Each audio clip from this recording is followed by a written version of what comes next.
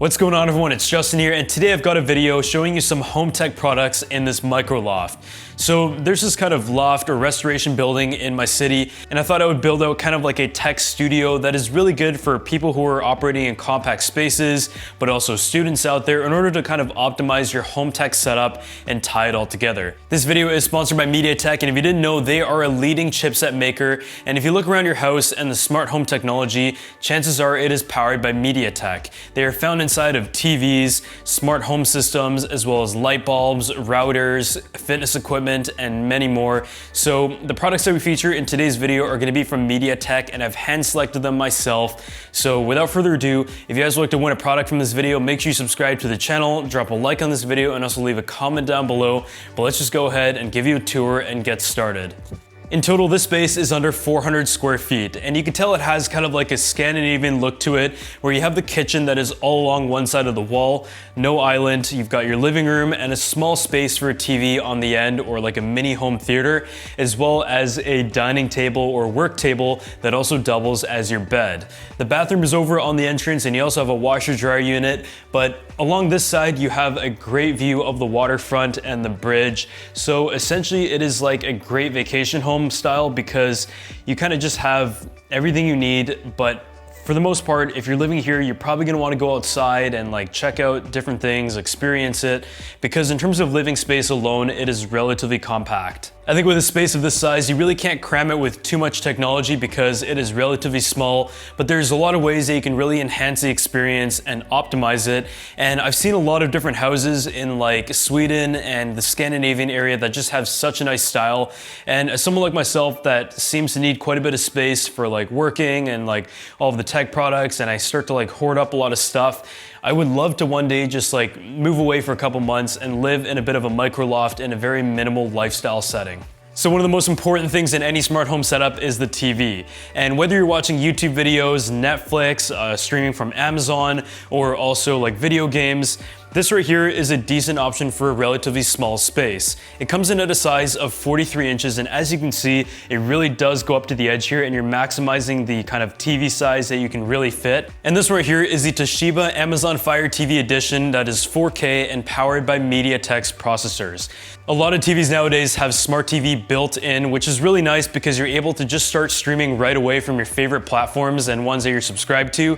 But there's nothing worse than a TV that has a laggy interface, whether you're trying to get into Netflix, YouTube, or even the most basic things. So this right here, powered by MediaTek, is able to do a lot of things. So you have your quick buttons, including Prime Video, Netflix, Cave, and CTV that is built into the remote, but you also have voice assistant as well, so you can tell Alexa to start playing something that you want to watch right away.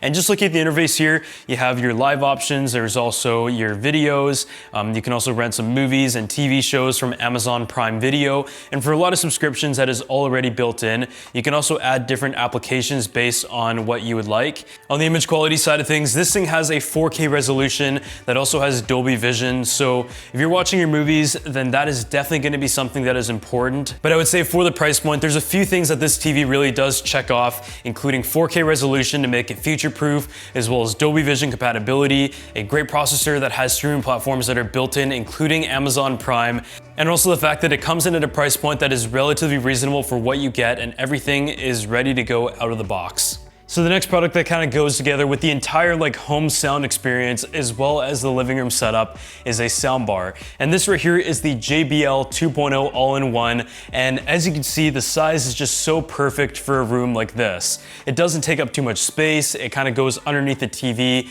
and even though I had some concerns as to how it was going to fit in, as you can probably see, it couldn't have been better. And the sound is able to produce up to 80 watts, which is pretty powerful for a room of this size. You obviously don't want to shake the entire floor, but to connect it to your TV, it is HDMI ARC as well as optical compatible, just to get you the best sound quality output from your TV system. It is also Bluetooth compatible, which is what makes it an all-in-one experience, because you can connect your smartphone or tablet to it to play some music casually at any time. And this one is also powered by MediaTek. And the reason why a speaker like this really does benefit from a good processor is because of the sound technologies of the future that it can support. That includes Dolby Digital, JBL surround sound, as well as smart sound mode that gives you the best sound quality based on the mode that you would like to use. And because we did talk about this TV having Dolby Vision support, once you pair it up with the Dolby Digital support on the audio side of things, you're really getting that full experience in a nice compact setup. It really does give you a nice immersive experience, especially when you're watching optimized movies, but from my general sound quality experience, I find that the bass was actually pretty good, and that is important because a lot of soundbars do come with subwoofers, but in this case, in the space of this size, there really isn't anywhere to put it that makes sense. So having a speaker that has built-in bass that is relatively solid is one feature that I really looked out for with a soundbar of this size. So the next product in the minimal tech loft is a Miros LED smart light bulb. And this one is actually a really good deal because it comes in at a price close to $15 for a single bulb. And for anyone who has seen the other ones out in the market, they can go like $60 and even higher than that. You need like a Wi-Fi bridge or whatever. But because this is powered by MediaTek, you can directly connect it to your smartphone without needing any external bridge for it to connect to. And for my uses, the reliability has been really good. This bulb is LED and it allows you to save up to 78% power compared to standard incandescent bulbs, and I was able to connect it to the Miros app really easily within like literally a minute or two. So once you have it set up, you're able to just go to the app and change all the settings in terms of the color temperature. You have the white options as well, and it actually shows specific values, which I really enjoy because a lot of times I'm trying to match the same amount of lighting as my camera lights, which are like maybe 5600 Kelvin. So being able to like actually see the specific values instead of trying to just like guess and eyeball it is really nice. And you can also change the color settings. And I feel like in a nice small space like this, you're able to make it nice and cozy, a warm feel before you go to bed or something with just a couple light bulbs. So if you want to get like a pack of 2, that's like $25. And I think that is an incredible deal considering all that you're able to do and the fact that it connects via Wi-Fi. You can also really easily turn it off from your smartphone. So if you're lazy like me and say you're in bed like 10 feet away, then just go ahead and press the button and it will just turn it on and off. And you can see right here, it is super responsive and there's no delay. In this kind of loft setup, we have a very Amazon system with the Amazon TV, the Amazon Echo and everything. So this is compatible with Amazon Alexa, but you can also use it with Apple HomeKit, as well as Google Assistant and many more. So the next product is one that is also very economical, and I feel like you just can't have enough of them around the house, and they're great for setting like schedules on lighting and like different patterns through your applications, and it does help once again tie together the entire home tech experience. So this is the Miros Smart Plug, and it comes in at a price around $10, and you can get a pack of 4 for under $40, which I think is an incredible deal for home tech that can connect to the system and is once again powered by MediaTek. Just like the light bulb, it does connect to the Miros app, and it is compatible with Amazon Alexa, Google Assistant, and Apple HomeKit. So for example, you can have one of these plugged in, you have your light plugged into it as well. You can just press the button on the side to turn it on or off, but you can also control it from your phone and set like different schedules and also voice assistant patterns. So you can tell Alexa to turn your lights on or off from a distance. But these are actually really well built and they have like a nice white minimal look, so they blend into the house very nicely, and I found that they did work very well and were just as responsive and fast as the light bulbs. Another great touch is also the fact that you can go ahead and stack these up because they only take up one outlet. So say you want to use both of them at the same time, you totally can. But if you want to save one outlet for something else, there's nothing worse than like a plug that takes up both of them and kind of ruins the functionality while trying to add another. But to be totally honest, I haven't actually tried Miros stuff prior to this video, and after testing them, I can tell you that they're reliable, they're fast, but I think the best thing is that they're extremely low priced and affordable for any kind of like student or minimal home setup. The next product that we have right here is very important, and it is essentially what everything has to connect to in this home setup and what is like the hub of the smart home experience, and that is a router. TP-Link makes a router that is a great value in my opinion, and they have many different models, but the one right here is the AX1800 dual band Wi-Fi 6 router that is future-proof and also extremely fast in speed capability. Wi-Fi 6 gives you faster speeds, greater capacity, and reduced network congestion compared to the previous generation, and this model has a speed capability of up to 1.8 gigabits per second, which is going to last you for many, many years. The powerful 1.5 gigahertz quad-core MediaTek CPU ensures communications between your router and connected devices are smooth. The Amazon Echo Dot 4th generation is also powered by MediaTek, and aside from being a good speaker, it also has the ability to do voice controls to control all of the different pieces of tech, such as the light bulbs, the plugs, and the Bluetooth soundbar. As well as any smart questions that you would like to ask, it is super intelligent and also learns over time. The newest generation of the Echo Dot almost does remind me of the HomePod in some ways, but it looks super sleek, it is simple, and it's just kind of like a ball that can sit anywhere. I would say that this is a good nightstand or desk companion. So I'm gonna give you guys a bit of a tour of the Microloft and some of the features that I noticed in a relatively compact space that has everything you need. So first off, everything is against the wall on this side when it comes to the kitchen and the living room. And as someone who doesn't really use a kitchen that much, I think this is like the perfect kind of kitchen because it just like kind of stays out of the way and looks really good. In terms of actual cooking, I don't know how effective it is, but you can see right here, this is like a 24-inch electric stove, and below that you have a small oven, and these kind of range hoods just pop out. You pull it like that, it just starts running, and you have the light built in as well. And the storage just goes all the way up to the top. So some of the stuff you're definitely gonna have to get up there to be able to reach, but the white with wood combination I think looks really good, and the backsplash being the same color stone as the actual countertop itself, I really like that as well and have done it in the past for my own place. The light wood I think does actually look quite nice when the natural light hits it. You've got a sink over here of course, but as you come over to here is where you have just a bit of decoration, and it transitions right into your living room where you have space for the TV. In this case, it's a 43-inch TV, really compact, and it goes pretty much edge to edge. And there's actually this like triangular wedge or space on this corner that is like the perfect cutout for the PS5. Up here, you've got a couple shelves, and I really like having shelves in the kitchen because kitchens are very boxy. And to be able to open it up at the very end, just have a couple shelves, some decor. And if you guys noticed from my loft series, it is pretty much the same thing that I did for the end of the kitchen.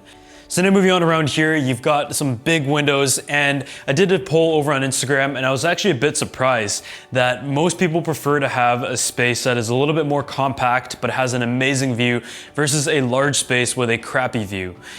So this is pretty much the view of the water, and you've got a view of the bridge over there as well. And I'd say in terms of the spots that you could pick, this is probably one of the better lookouts that you're able to get, and as a result it is like a small and compact space, and for like Airbnb and tourists, which is where I booked this on, I think it's perfect. Down here you have just like a rug in your living room, just like a chill space. The couch definitely can't be too big because you've still got a bed to fit, but sitting down here and watching a bit of TV, playing some video games and stuff, I think it's actually a pretty nice, comfortable size, and at night it looks really good out the window.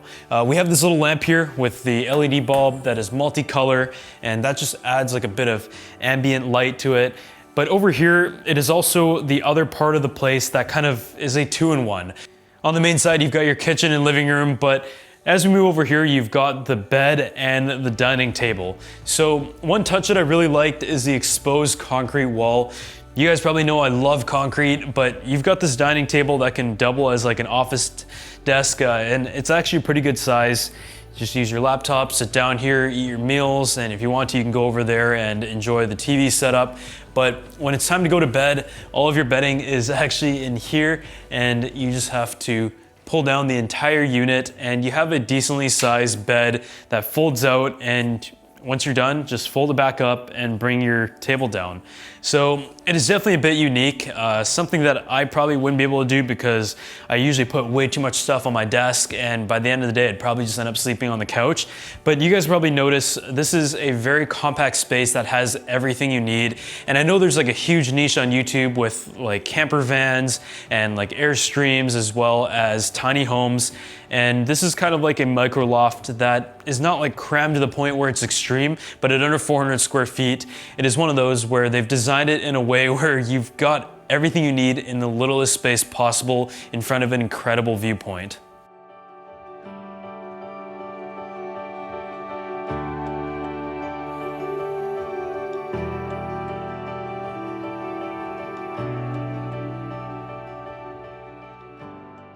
So the bathroom is overall very simple, but there are a few design touches that kind of maximize the space and storage, such as the shelf right here with the lights that fire downwards. It makes the space feel bigger than it actually is. And you've also got storage along the mirrors as well, and I think that is very nice. The mirror does go all the way across. You've got a few hangers and whatever, nothing too special about that, as well as some shelving to put like toiletries. The shower is over on this side, and I feel like the layout actually makes a lot of sense.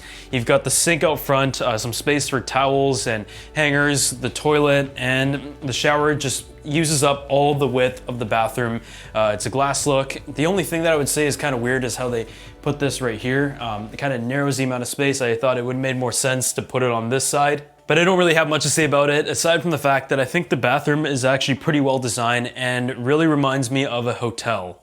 So as we near the end of this home tech video, this is kind of like my first time taking a look at kind of a micro loft layout. And as I mentioned, this is really small. It is pretty much smaller than a lot of hotel rooms at under 400 square feet. And this table right here is actually the bed as well, which folds down and you kind of set up your, and at the start of the day, if you want to use your dining table or use it as a work desk, you got to fold your bed up and just put the desk out. And I feel like in a lot of other cities like New York and in Europe, as well as in like Japan, for example, these are much more common, but it is my first time seeing it. And out there, you've got like a very little patio as well as a great view.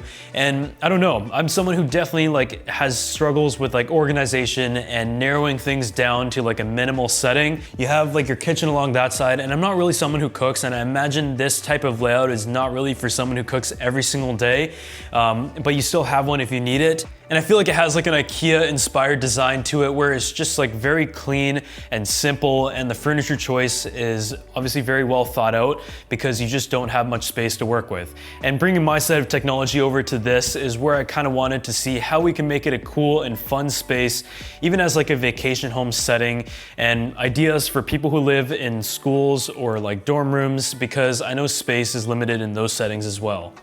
I'm really curious to what you guys think about this type of like living format though, and whether you like something that is smaller in like physical living space but has a great view, or maybe a spot that is more remote but you have more kind of space to live. I'm kind of on the fence. I'm not really sure. I've always joked about moving to somewhere remote and just buying a bigger house, but also going to some place that has like the sickest view in the middle of the city, but a smaller living space overall. But otherwise, I hope you guys enjoyed this video. Make sure you drop a like if you did, and I'll see you all in the next one.